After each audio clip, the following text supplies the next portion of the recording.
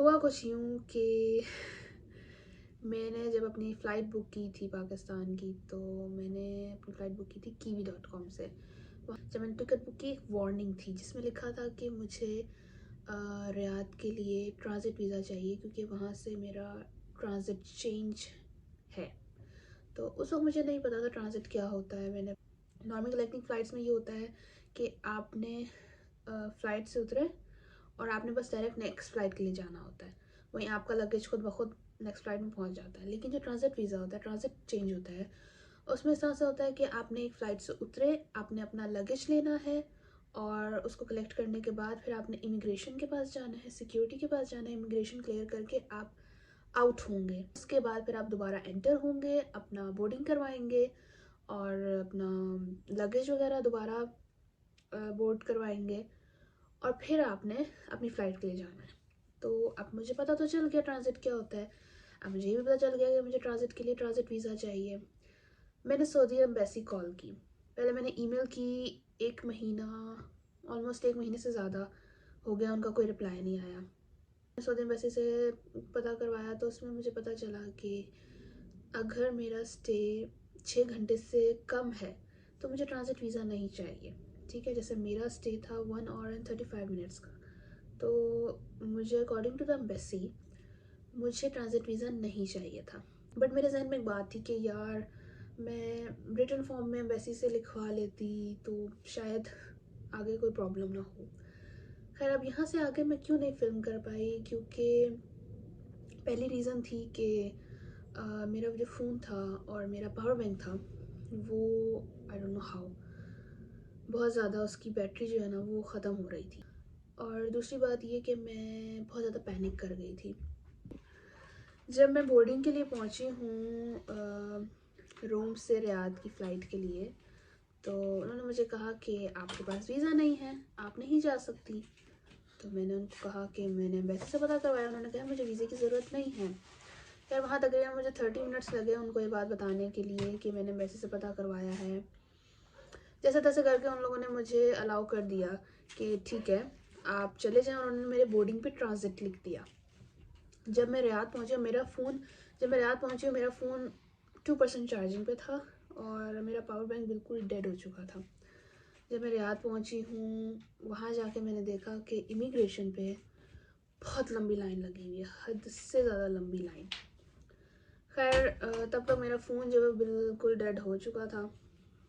मैं बहुत परेशान थी। वहाँ पर मुझे 2 लड़कियाँ मिली, दोनों आई थिंक सो यूके से आई हुई थी और मैंने उनको कहा कि मेरा जो फ़ोन है वो बिल्कुल डेड हो चुका है, मैं अपनी फैमिली से भी रब्ता नहीं कर पा रही। उन्होंने मुझे अपना पावर बैंक दिया और मैंने उसे थोड़ा सा चार्ज किया। ओह गॉड, मैंने चार्ज तो कर लिया उसको, बट द प्रॉब्लम वाज कि अब मैं वाईफाई कैसे कनेक्ट करूँ। सऊदी अरेबिया में रियाद में जब मैंने अपना नेट ऑन करने की कोशिश की तो उन्होंने कहा कि आप अपना नंबर डालें। अब मेरे पास सऊदी नंबर नहीं है। मैंने अपना पुर्तगाली नंबर डालने की कोशिश की but it was not working. मुझे बिल्कुल समझ नहीं आया मैं क्या करूँ। खैर मेरी सिस्टर ने मुझे नंबर पर कॉल की और मैंने उनको बताया कि इस तरह से इमिग्रेशन की बहुत लंबी लाइन है, मैं पहुँच गई हूँ यहाँ पर, लेकिन अभी मुझे नहीं कुछ समझ आ रहा कि क्या होगा।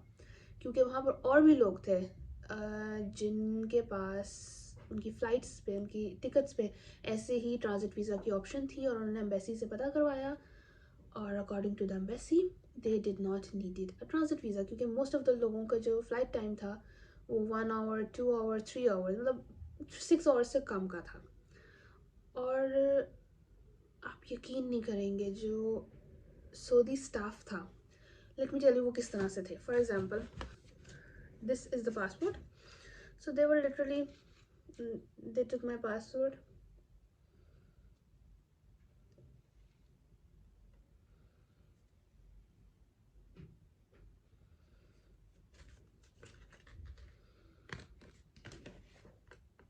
they were literally like this।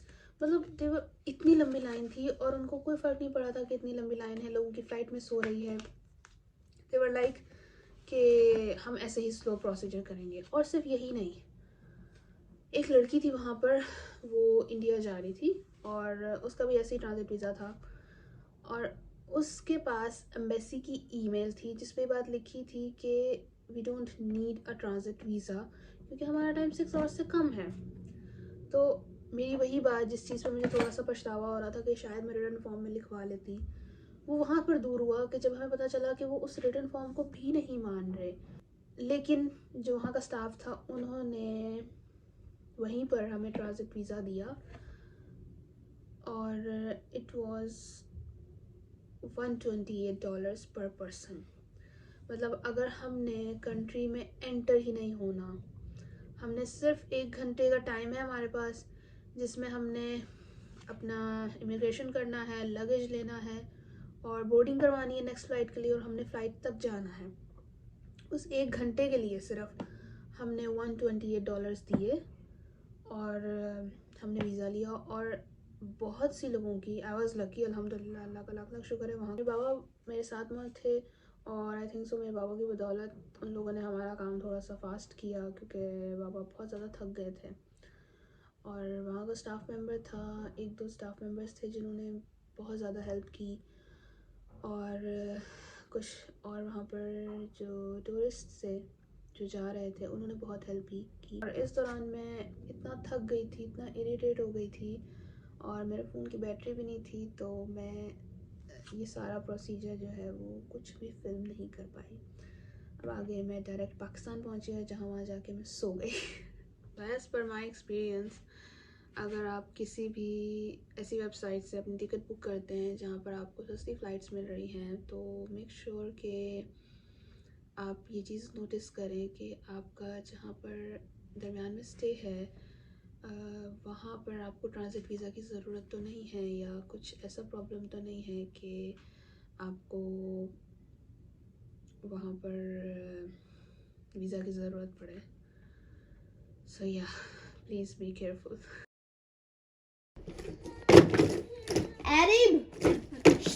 आप खाना खा लिए?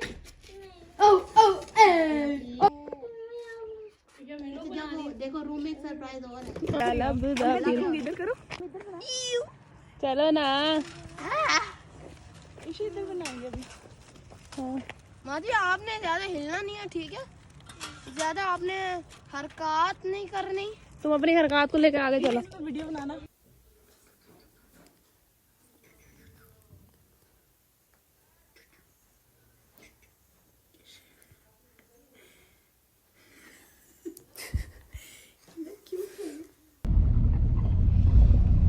Good by the way.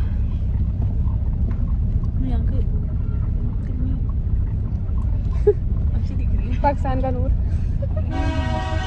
Islamabad की ठंड, जो कि अभी गर्मी हो रही है, गर्मी से सकती थी। मुझे तुम्हें इतना चाहिए सस्ते में। Welcome to Pakistan. Exactly. Welcome to Islamabad.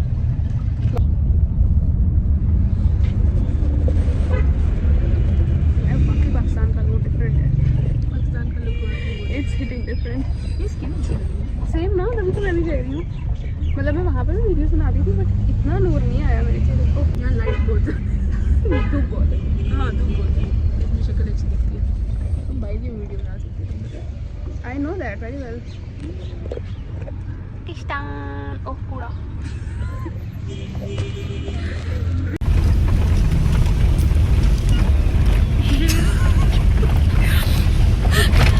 What am I doing?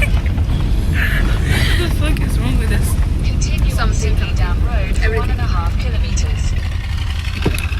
Welcome to Pakistan. Dang.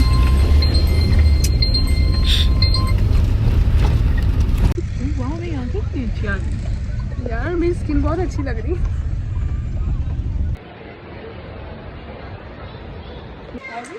Yes, obviously यार। Are we not?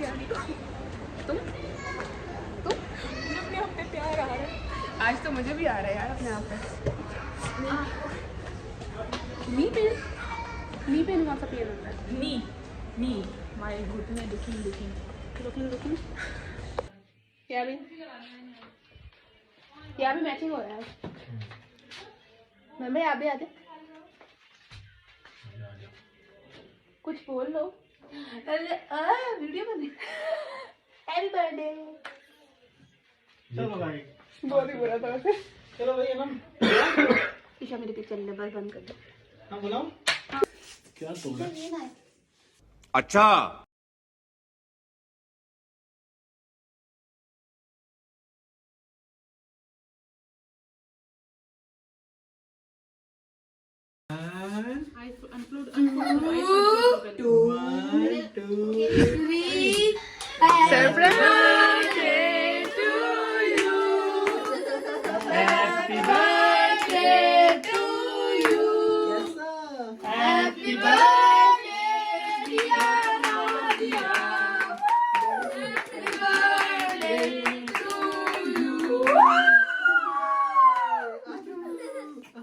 चलो चलो खड़े हो। अभी तो ये भी है ऑन करो ना। और इसमें लाइट्स भी हैं। इधर आ मेरा बच्चा, इधर आ 2 मिनट इधर खड़ा हो। थोड़ा सामने हटो सबसे थोड़ा सा। मारियो वो आपका मारिया मुझे आपको एक और चीज दिखाते हैं। चलो माजी के साथ खड़े हो ना। ये सारे पेपर के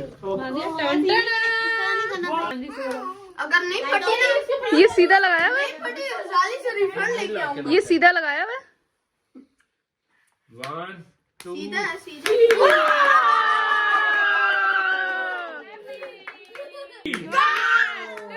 1 2 3 1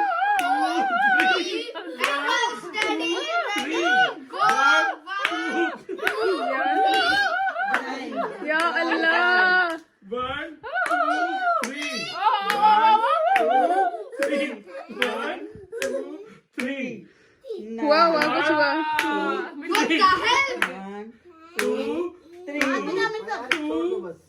खराब है शायद। नहीं हो पूरा प्लास्टिक जलेगा उसका, वो नहीं जला। 2 3 मसाले वाला केक तैयार।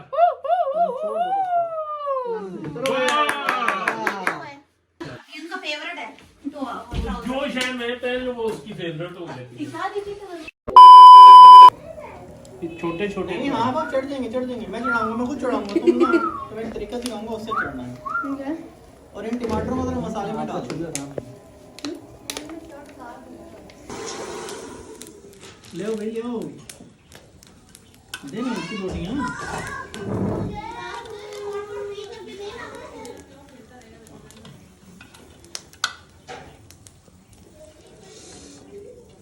meanwhile सलाद लड़कों के लिए भी रखना बहुत है।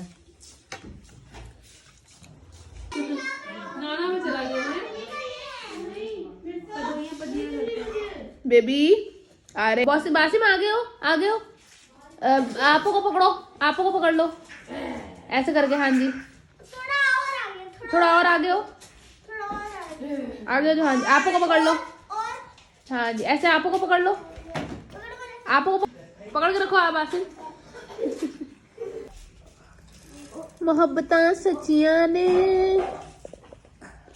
मादिया देखो आप भैया को कहती थी मेरे से भैया को कि मुझे साइकिल पे लेके जाएं, अब आप छोटे भैया को लेके जा रही हो साइकिल पे। वो कितना एंजॉय कर रहे हो। बासिम पाँव आ गए टायर में।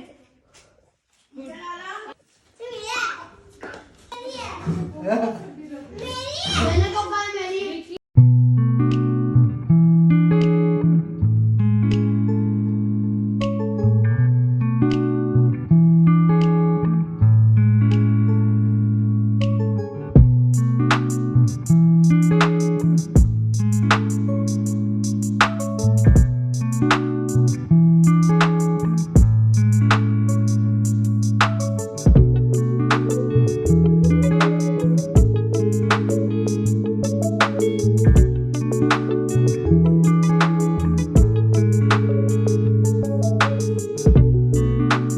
खत्म।